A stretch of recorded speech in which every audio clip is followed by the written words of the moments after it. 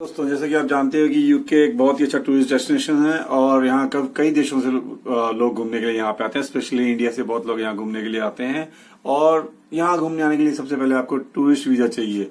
और tourist visa लगाने का कई लोगों को तरीका भी नहीं मालूम और मोस्टली वो लोग क्या करते हैं, इस चक्कर में एजेंटों के जाल में फंस जाते हैं। इवन टूरिस्ट वीजा लगाने के लिए 4-5 लाख रुपए भी खर्च कर देते हैं। लेकिन अगर मैं आपको एक ऐसा तरीका बताऊं जिससे कि आपका टूरिस्ट वीजा रिफ्यूज होने के चांसेस कम हो, आप खुद लगा सकें और 4-5 लाख रुपए बच जाएं, तो वो आपको कैसा लगेगा? Hello friends, I am Balloon UK. Please like, subscribe and share my channel and keep on watching. Thank you.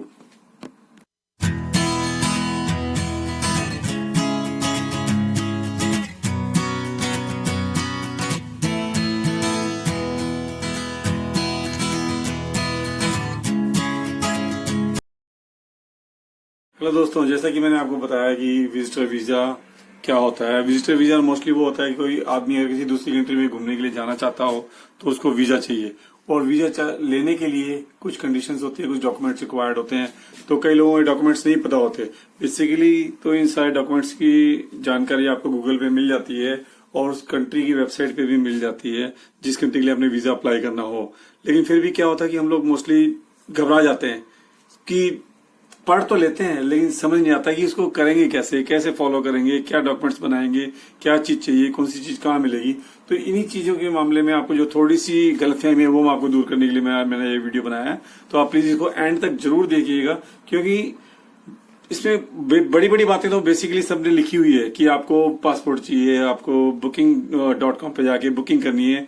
लेकिन उसके अलावा बहुत सारी चीजें होती है, जैसे बात में से बात निकलती है, तो वो कैसे पता लगेगी। तो प्लीज ये मेरा वीडियो एंड तक देखिएगा तो आपको काफी कुछ जानकारी मिलेगी और होपफुली आपके काफी पैसे भी बचेंगे। और ये जानकारी आप दूसरों तक जरूर शेयर कीजिएगा ताकि उनको भी इस सिलसिले में अच्छी जानकारी मिल सके। हाँ जी, नंबर 1 तो आपका हो गया पासपोर्ट। नंबर 2 होता है होटल बुकिंग। जहाँ पे आप जा रहे हैं तो वहाँ पे आप कैसे रहेंगे, तो आप किसी भी होटल की बुकिंग कर सकते हैं अपने बजट के हिसाब से hotelbooking.com पर जाके। और booking.com पे जाके आप कोई भी होटल चूज कर लीजिए।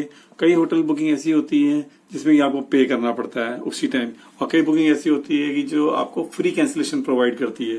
तो मोस्टली कई लोग इसी चीज से घबरा जाते हैं कि अगर हम होटल बुकिंग कर लिया और वीजा रिफ्यूज हो गया तो हमारे वो पैसे भी मारे जाएंगे। तो ऐसे घबराने की कोई बात नहीं है, बड़ा छोटा सा इसमें क्लॉज है। आप वो वाली बुकिंग कीजिए जिसमें कि आपने होटल में जाके वहां पहुंचने के बाद पे करना है, और अगर आप नहीं जा पाते हैं तो उसमें फ्री कैंसिलेशन का ऑप्शन हो ताकि अगर आप उसको बुकिंग को कैंसिल भी कर दें तो एटलीस्ट आपके पे चार्ज ना लगे। जब आपकी होटल बुकिंग हो जाती है तो आपको booking.com से आपको एक ईमेल आएगा। वो ईमेल आप संभाल के रख लीजिए, उसका एक प्रिंट आउट निकाल के रख लीजिए ताकि वो आपकी एप्लीकेशन में लगाने के काम पे आए। इसके अलावा आपका जो प्लान है, dates of plan to travel, कि आपने कौन सी डेट को जाना है, वो उसके हिसाब से आपकी होटल बुकिंग होनी चाहिए। जो कि आपकी उससे कवरिंग लेटर एक बनाएंगे आप। उस कवरिंग लेटर में आपको लिखना पड़ेगा कि हम लोग इस डेट को जाना चाहते हैं और 1 हफ्ते के लिए जाना चाहते हैं, ये हमारी होटल बुकिंग है और ये हमारा प्लान है, हम लोगों ने यहाँ जाना है और यहाँ ठहरना है, ये होटल बुकिंग है। इसके अलावा आपको एक फ्लाइट आइटिनरी भी लगानी होगी। फ्लाइट आइटिनरी वो होती है जो कि आप किसी भी ट्रेवल एजेंट से आप ले सकते हैं, जिसमें कि ये मेंशन होगा कि आपकी इस दिन की फ्लाइट यहाँ से है, आप इस दिन वहां पहुंचेंगे और 1 हफ्ते बाद या 10 दिन के बाद जो भी आपका प्लान की ड्यूरेशन है उस ड्यूरेशन में वो फिनिश करके आप लोग आ जाएंगे। तो एक कच्चा प्लान होता है वो आपको मिल जाता है। तो फ्लाइट आइटिनरी भी आपको एप्लीकेशन में अपने साथ लगानी पड़ती है। और साथ में जो आप कवरिंग लेटर लगाते हैं, मैं बार बार कवरिंग लेटर का नाम इसलिए ले रहा हूँ क्योंकि एक जो कवर लेटर होगा उसमें आपकी सारी डिटेल आ जाती है कि आपने कौन कौन से डॉक्यूमेंट्स लगाए हैं। जैसे नंबर 1 पासपोर्ट लगाया है, booking.com से होटल की बुकिंग लगाई है, अपनी इनकम टैक्स रिटर्न लगाई है।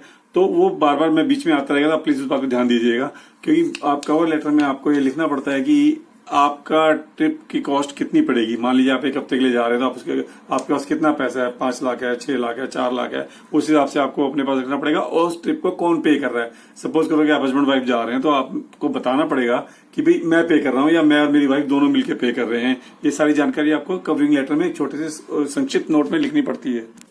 ये तो 3-4 चीजें हो गई जो कि ये शो करती है कि आप क्यों जाना चाहते हैं और क्या करेंगे वहां जाके, क्या आपने देखना है, ये आपको उसके अंदर बताते हैं। लेकिन इसके अलावा भी कुछ चीजें होती हैं जो कि आपको एस्टेब्लिश करती है अपनी कंट्री के अंदर कि आप अपनी कंट्री में क्या करते हैं। फर्स्ट ऑफ ऑल वो आपकी कंट्री में आप जहां पे रहते हैं आपके होम का एड्रेस, परमानेंट एड्रेस जरूर मांगते हैं वो उसके अंदर, जो कि आपके पासपोर्ट पे भी लिखा हुआ है। परमानेंट एड्रेस प्लस आपके पेरेंट्स उनके नेम, डेट ऑफ बर्थ, ये दोनों चीजें एप्लीकेशन फॉर्म में जरूर भरनी होती है। या आपके कितने बच्चे हैं, अगर आपके बच्चे हैं तो उसका कॉलम होता है, उसमें आपको बच्चों का भी भरना पड़ता है। अगर बच्चे नहीं है तो आप कॉलम ब्लैंक छोड़ सकते हो। ये वाला जो ऑप्शन है पेरेंट्स वाला और ये सब वाला, ये होता है कि आपके बारे में जानकारी देना कि आप यहाँ पे काम क्या करते हैं। इसमें आपसे ये भी पूछा जाता है कि आप लोग क्या काम करते हैं और आपकी इनकम कितनी है। आपकी इनकम शो करने के लिए आपको इनकम टैक्स रिटर्न होना बहुत जरूरी है। अगर आप सेल्फ एम्प्लॉयड हैं तो आप अपने, जैसे सपोज कीजिए आपकी शॉप ही है, ठीक है, आपने अपनी शॉप खोली है, आप उसका टैक्स भरते हो, आपके उसका बैंक अकाउंट भी होगा, करंट अकाउंट भी होगा। करंट अकाउंट की बैंक स्टेटमेंट आपको लगानी पड़ेगी कि आपने एक साल में कितना ट्रांजेक्शन हुई है। प्लस आपको सेविंग्स बैंक अकाउंट की स्टेटमेंट जरूर लगानी है, जो कि एटलीस्ट कम से कम 6 महीने पुरानी हो, जो कि चाहे आप दोनों की हो सकती है, अगर आप हस्बैंड वाइफ जा रहे हैं या आप अकेले जा रहे हैं। अगर आप 2 लोग जा रहे हैं तो दोनों की लगा दीजिए, और दोनों के अकाउंट में इतना सफिशिएंट बैलेंस होना जरूरी है कि जिससे कि ये शो हो सके कि भी आप लोग वहां जाके अपना खर्चा उठा सकेंगे और जितने भी एक्सपेंसेस होंगे वो आप पे कर सकते हैं। और जो सेविंग्स अकाउंट, करंट अकाउंट की स्टेटमेंट है, वो तो आपके बिजनेस अकाउंट की स्टेटमेंट होगी, क्योंकि आप बिजनेस करते हैं तो आप अपनी टैक्स रिटर्न लगाएंगे 3 साल की। वैसे वो नॉर्मली 2 साल की मांगते हैं, लेकिन अगर आप 3 साल की भी लगा देंगे तो वो ज्यादा बेनिफिशियल है, जिससे कि कम से कम ये उनको पता लगे कि अभी 3-4 साल से इनका बिजनेस कंटिन्यूस ठीक चल रहा है और ये अच्छा इनकम कर रहे हैं। उस इनकम से पैसे बचा के इन्होंने अपने सेविंग्स अकाउंट में मनी रखी हुई है, जिसका कि वो इस्तेमाल करके घूमने के लिए जा रहे हैं। तो इसमें उनको कोई डाउट नहीं होता इस चीज में। तो और एक चीज यहाँ पे लोग बहुत गड़बड़ कर जाते हैं, कई बार मैंने कई लोगों को नोटिस किया है, ये पर्सनल एक्सपीरियंस से बता रहा हूं मैं, कई लोगों से मैं मिला हूं जो बैंक स्टेटमेंट मांगते हैं, वो लोग सेविंग्स अकाउंट में, तो लोग घबरा जाते हैं कि यार बैंक स्टेटमेंट में कहां से पैसे दिए, पैसे तो होते नहीं, पैसे रखते नहीं। यही जो छोटी सी बातें लोग भूल जाते हैं। वो क्या करते हैं, पिछले 6 महीने की स्टेटमेंट मांगते हैं, कभी 50,000 जमा करा दिए, कभी 30,000 जमा करा दिए, कभी 1 लाख जमा करा दिया, वो इकट्ठा पैसा जमा करा देते हैं। तो ये जो बल्क अमाउंट वाली फिगर है, ये जब उसमें आती है तो ये वीजा ऑफिसर के माइंड में एक डाउट क्रिएट करती है कि भाई इतना पैसा आ गया, इसने इकट्ठा जमा करा दिया। सेविंग तो सेविंग होती है ना, वो तो आप थोड़े थोड़े पैसे करके जमा करते हो। जब आप थोड़े थोड़े टाइम के बाद जब इतना बड़ा अमाउंट अगर आप जमा करा देते हैं, 50,000, 20,000, 1 लाख करते करते आपने 6 लाख रुपए कर दिया जी अपने अकाउंट के अंदर 6 महीने के अंदर। अगर उसने मान लिया अगर मान लीजिए 1 साल की स्टेटमेंट मांग ले, वो फिर क्या करेंगे आप? 1 साल पहले तो आपके अकाउंट में बैलेंस था नहीं इतना। तो सबसे बढ़िया फायदा उसका तरीका यही होता है, अपने अकाउंट में छोटी छोटी पेमेंट जमा कराएं। 10,000, 1500, 50,000 ना कराएं, 15,000 करा दें, 25,000 करा दें, मतलब कि छोटे अमाउंट और ऑड फिगर्स में जमा कराएं। मोस्टली कई बार आपने 9,900 जमा करा दीजिए, जरूरी नहीं है कि आपने 10,000 ही जमा कराने या 20,000 कराने या 30,000 कराने। तो ऑड फिगर्स में भी जमा करा दिए और उस अकाउंट में जमा कराएं, लेकिन उस अकाउंट से पैसे खर्च भी करते रहें। जैसे कि महीने के 30 दिन होते हैं, आपने 30 दिन में से आपने 20 दिन तो पैसे जमा कराए, ठीक है ना, चलो 30वें दिन जमा करा दो, लेकिन थोड़े थोड़े कराओ, लेकिन उसमें से पैसे खर्च भी करते रहो कि निकाल भी लिए। कभी आपने यहाँ 1,500 निकाल लिए, कभी 10,000 निकाल लिए, कभी 4,000 निकाल लिए, लेकिन फिर बढ़ा के जमा करा दिए। तो वो बैलेंस धीरे धीरे डेवलप होना चाहिए। यही एक जो सेविंग्स अकाउंट का फंडा है, यही वीजा ऑफिसर को डाउट में डालता है कि आपने इकट्ठे पैसे जमा करा दिए। इस पॉइंट पे सबसे ज्यादा ध्यान देने की जरूरत है कि आप धीरे धीरे पैसे जमा, धीरे धीरे बिल्डअप कीजिए अपना। जब पैसा आपका वो जमा हो जाए उसकी स्टेटमेंट दीजिए, और जब आप अपनी बैंक स्टेटमेंट वहां से निकलवाते हैं, बैंक से बैंक स्टेटमेंट निकलवा के उसको बैंक स्टेटमेंट जो कैशियर है या मैनेजर उससे स्टैंप करवा लीजिए कि टिल डेट तक इनके अकाउंट में इतना बैलेंस है। तो स्टैंप होना बहुत जरूरी है। कई बार लेटर हेड पे देते हो, कई बार नहीं देते, तो स्टैंप होना बहुत जरूरी है। बैंक स्टेटमेंट हो गई है, आपका बिजनेस का वो हो गया। लेकिन अगर आप नौकरी करते हैं कहीं पर, तो आपके पास तो बिजनेस का नहीं होगा, लेकिन आपका फॉर्म टैक्स कटता होगा, तो आपकी कंपनी से आपको टैक्स रिटर्न का पेपर मिलता होगा, तो आप वो लगा सकते हैं। और अपनी कंपनी से जहां पे आप काम करते हैं वहां से एक एनओसी लेटर ले सकते हैं कि हाँ भाई ये हमारे यहाँ काम करता है, इसका ये डेजिग्नेशन है, इसकी इतनी इतनी सैलरीज है और ये कहीं घूमने के लिए जाना चाहता था, वी हैव नो ऑब्जेक्शंस। तो ये एक छोटी सी बात है, कई बार लोग इसको भूल जाते हैं, टैक्स रिटर्न तो लगाते हैं, लेकिन आप उसमें ये लगाएं तो ये लिखा होता है उसके अंदर कि हाँ भाई ये जाएगा घूमने के लिए, वापस आएगा तो ये इस दिन से ज्वाइन करेगा। तो वीजा ऑफिसर को श्योरिटी होती है कि भाई इसकी जॉब यहाँ पे कंफर्म है। और ये एनओसी का लेटर अगर आप जब कंपनी लेटर हेड पे लेके देते हैं, अपनी कंपनी लेटर हेड पे, तो वो ज्यादा फायदेमंद होता है। और कहते हैं ना एक चीज आंखों में आना, वो तो वीजा ऑफिसर की आंखों में आता है, हाँ भाई ठीक है, किसी रेप्यूटेड चीज कंपनी ने या किसी बंदे ने रिस्पॉन्सिबिलिटी लेते हुए इसको जॉब दी हुई है और ये वहां काम करता है। और जैसे मैंने पहले बताया कि आपको कवरिंग लेटर में लिखना है कि कौन सा खर्चा कर ट्रिप का खर्चा कौन उठा रहा है। तो नेम एंड एड्रेस उस पर्सन का, जो कि नेचुरल आप खुद ही होंगे, अगर हस्बैंड वाइफ भी जा रहे हो तो खुद ही होंगे, अकेले होंगे तो भी खुद ही होंगे, तो आपको अपना देना जरूरी है उसमें। इसके अलावा अगर आपके नाम पे कोई प्रॉपर्टी है तो उस प्रॉपर्टी के डॉक्यूमेंट्स लगाइए। प्रॉपर्टी के ओरिजिनल डॉक्यूमेंट्स लगाने की जरूरत नहीं है। चाहे जमीन है या कोई किसान है, उनकी जमीन है तो वो अपने उसके रिलेटेड डॉक्यूमेंट्स लगा सकते हैं, या किसी का कोई फ्लैट है या किसी का कोई प्लॉट है तो उसके रिलेटेड डॉक्यूमेंट्स वो लगा सकता है। लेकिन वो जो डॉक्यूमेंट्स हैं वो अपने ओरिजिनल नहीं लगाने हैं, क्योंकि ओरिजिनल आप लगाएंगे तो वो कई बार मिसप्लेस हो जाते हैं। आपको उनकी सर्टिफाइड कॉपी लगानी है, नोटरी से सर्टिफाई करा के, ठीक है जी, तो वो कॉपी वैलिड होगी। और अगर आपके कोई डॉक्यूमेंट्स हिंदी में है या किसी और लैंग्वेज में है तो उनको जरूर ट्रांसक्रिप्ट करा लीजिए इंग्लिश के अंदर, क्योंकि वीजा ऑफिसर का इतना टाइम नहीं होता कि उसे हिंदी में पढ़ेगा, उसने जैसे एक नजर में पलट के देखना है, इंग्लिश में है तो ठीक है।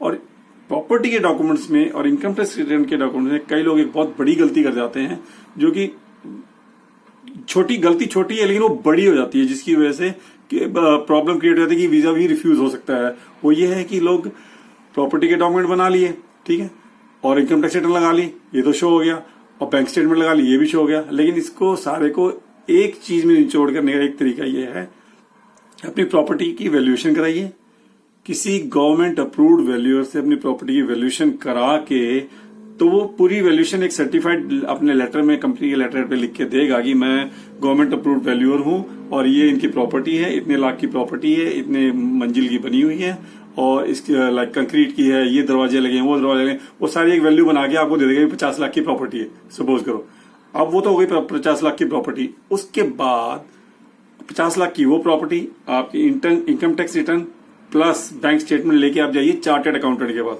चार्टर्ड अकाउंटेंट क्या करेगा, आपको एक नेट वर्थ बना के देगा। नेट वर्थ मीन्स आपकी कितनी वैल्यू है, ये बताएगा कि आपका यहाँ पे कितनी एस्टेब्लिशमेंट है इस कंट्री के अंदर।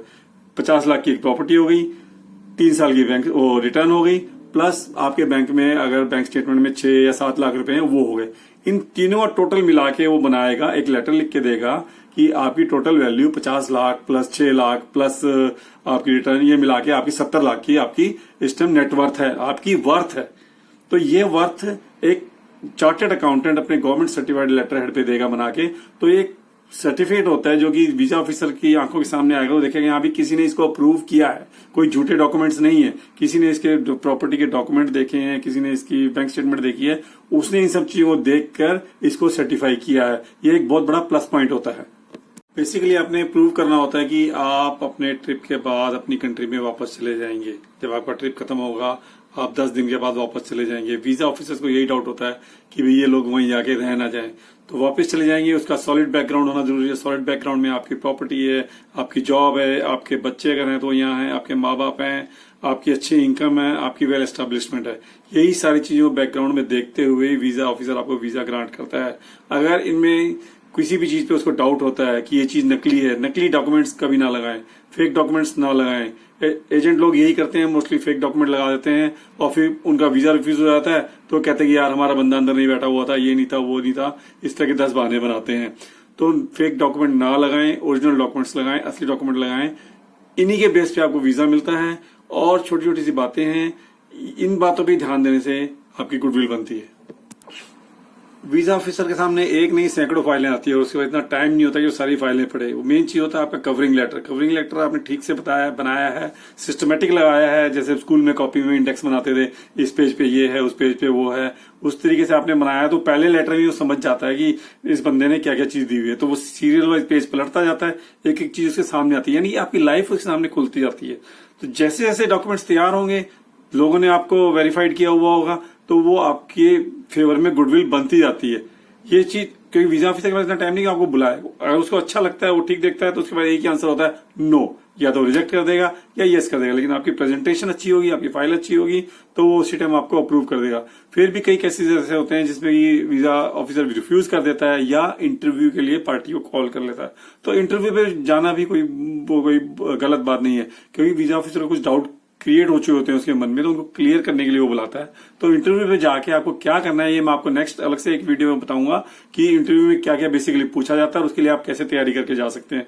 लेकिन यहाँ पे मेन चीज है कि अगर आपकी ये फाइल प्रॉपर तरीके से तैयार है, ठीक तरीके से तैयार है, सब डॉक्यूमेंट्स आपने सिस्टमेटिक लगाए हैं, ओरिजिनल लगाए हैं, आपने अपनी रूट्स यहाँ पे इंडिया में एस्टेब्लिश कर दिए कि मैं यहीं रहता हूँ और मैं वापस आ जाऊंगा। वीजा ऑफिसर को अपने बेसिकली ये यकीन दिलाना है कि मैं वापस आ जाऊंगा। हस्बैंड वाइफ हो, आपके 2 बच्चे यहाँ पे, आप बच्चों को छोड़ के जा रहे हो, पेरेंट्स यहाँ पे, तो नेचुरल होगी उसको लगता है यहाँ भाई ये वापस आ जाएगा, तो वो वीजा ग्रांट कर देते हैं। और नॉर्मली ये सारी चीज ठीक हो, 99.9% ही आपको वीजा 100% मिल जाता है इसके अंदर।